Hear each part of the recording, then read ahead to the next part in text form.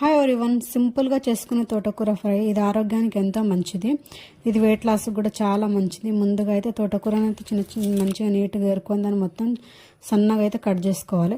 Cut చేసుకున్న తర్వాత అయితే దాన్ని మంచిగా క్లీన్ చేసుకోవాలి. వాటర్లో వేసి ఒక 3-4 సార్లు కడుక్కోవాలి. కడుక్కుంటే అందులో ఉన్న మన్ను మొత్తం పోతుంది. తర్వాత అయితే ఒక మట్టి పాత్ర తీసుకొని అందులో ముందు కడుక్కున్న తోటకూర, పచ్చిమిర్చి, ఉల్లిపాయ, పచ్చికారము, పసుపు, అల్లం ఎల్లిగడ్డ, ఉప్పు, కొంచెం ఆయిల్ అన్నీ వేసేసి మూత పెట్టేసి అయితే దాన్ని పొయ్యి మీద పెట్టేసుకోవాలి.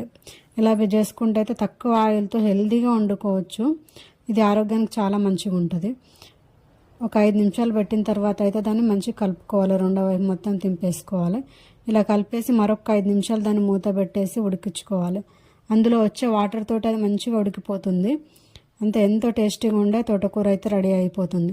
దీన్ని వేడి వేడి జొన్న రొట్టెతో, చపాతీతో, దేంతో తిన్నా చాలా బాగుంటుంది. Like and